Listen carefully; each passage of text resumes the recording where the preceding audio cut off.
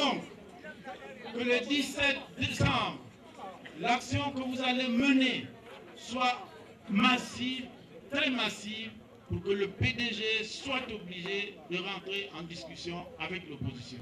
Est-ce que vous avez compris? L'opposition estime être dans son bon rôle en exigeant des élections libres et transparentes qui tiennent compte des données à caractère biométrique. C'est ça une opposition. Une opposition qui ne le fait pas n'est pas une opposition. Une opposition qui accompagne le pouvoir, fait son lit et naturellement fait en sorte que la majorité, le pouvoir, se servent toujours de cette opposition pour dire « mais j'ai une opposition qui me soutient ». Avons-nous besoin de cette opposition? C'est très clair. Nous avons besoin d'une opposition qui veut le changement, qui veut l'alternance. Mais cette opposition, elle n'est autre que celle qui est ici présente. Oui ou non? Oui. Alors, à partir de ce moment-là, puisque nous sommes pour l'alternance, il faudrait que les conditions pour y arriver soient remplies.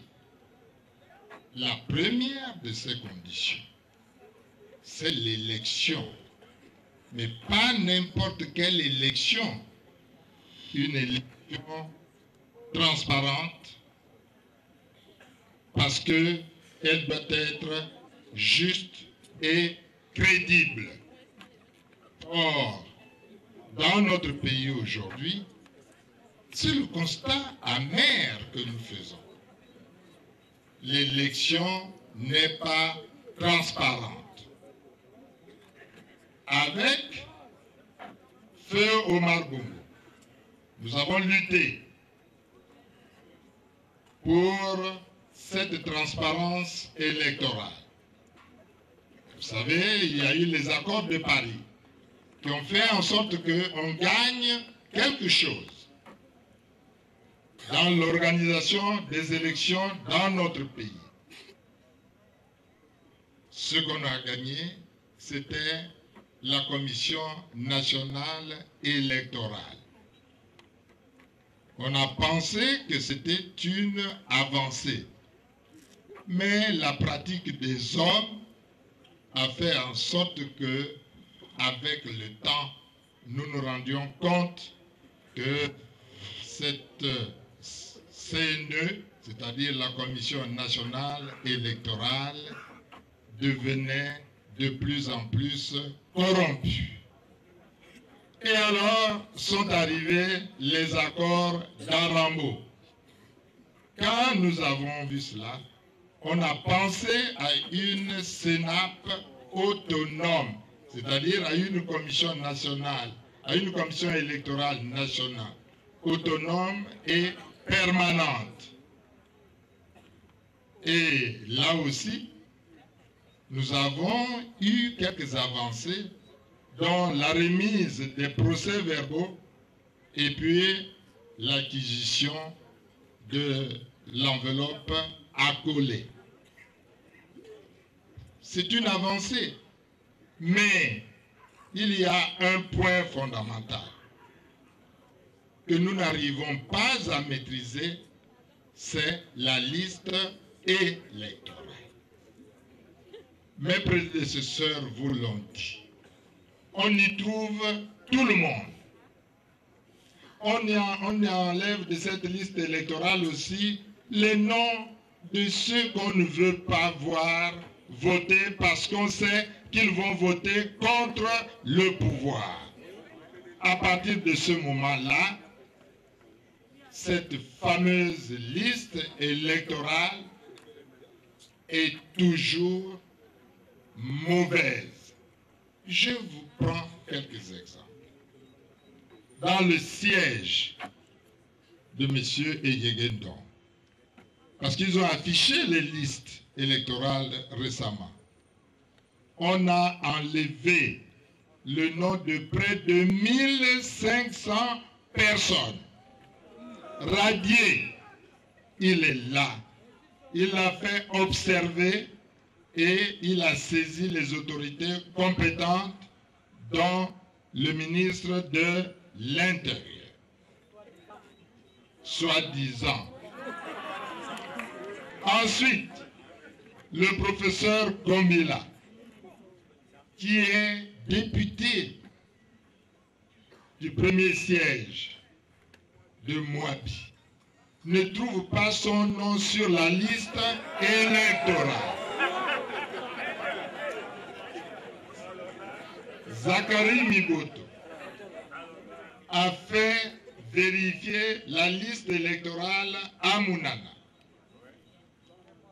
On y a trouvé non seulement les noms des morts, mais aussi 697 personnes rayées de la liste électorale. Alors, quand vous voyez tout cela, ce sont là des exemples précis. Parce que nous aimons toujours parler de manière véridique. Mais ça, c'est ce que nous avons pu, pour ceux-là qui l'ont fait, constater. Mais c'est partout la même chose. Même ici, dans le Wellington, c'est la même chose. Parce que nous sommes en train de vérifier les listes du Wellington et on se rend compte qu'il y a beaucoup plus de personnes inscrites que des personnes qui figurent apparemment sur ces fameuses listes. Alors, c'est pour cela que nous, au niveau de l'opposition, nous avons dit que nous imposons la biométrie. Parce que l'avantage, quel est-il? Il faut d'abord mettre à plat les listes, le fichier électoral. Et ensuite, recommencer les inscriptions. En les recommençant, on appelle, quand vous venez, vous donnez vos noms, prénoms, actes, date de naissance, nom et prénom de vos parents, et vous y ajoutez maintenant la photo, votre photo. Cette photo qui est prise et qui doit sortir aussi sur la liste électorale. Et la même photo qui doit sortir sur la carte d'électeur. Et ensuite, il y a la carte nationale d'identité. Vous y apposez aussi sur le document qui vous est présenté par ceux-là qui s'occupent de ce travail, les 10 doigts, les empreintes digitales et aussi votre signature. L'avantage, quel est-il? C'est que quand ce document sort, le jour du vote, quand vous arrivez dans le bureau de vote, votre nom, oui, on regarde votre figure, on regarde sur la liste, on voit que c'est la même figure. Vous présentez votre carte d'électeur, c'est la même figure.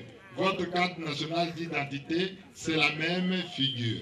Donc, vous êtes tout de suite bien identifié et vos pièces sont authentifiées. À partir de ce moment-là, vous ne pouvez plus voter 2 fois, 3 fois, 4 fois, 5 fois le même jour pour la même élection, tout simplement parce que vous ne pourrez voter que là où vous avez été inscrit. Où est le mal dans cette volonté de transparence? Où est le mal? D'autant plus qu'actuellement, le même pouvoir utilise les mêmes données biométriques pour faire la carte nationale d'identité, pour l'immatriculation des assurés de la CNAM-GS, pour les passeports aussi, et même pour les fonctionnaires qui ont été recensés il y a quelques mois, eh bien, on a utilisé les mêmes données biométriques. Mais pourquoi lorsqu'il s'agit des élections, le pouvoir maintenant dit non, on ne peut pas utiliser la biométrie? Est-ce que c'est normal? Non. Alors, le pouvoir le fait parce que le pouvoir veut toujours continuer à voler les élections, parce que le pouvoir veut toujours continuer à faire voter plusieurs fois les mêmes personnes, à faire voter des étrangers qui viennent on ne sait d'où, et faire en sorte que le pouvoir gagne toujours les élections par le vol. Est-ce que nous devons continuer à accepter la même chose? L'avenir du pays se jouera-t-il à partir du défi de ces élections querellées? Plus que quelques jours pour le savoir.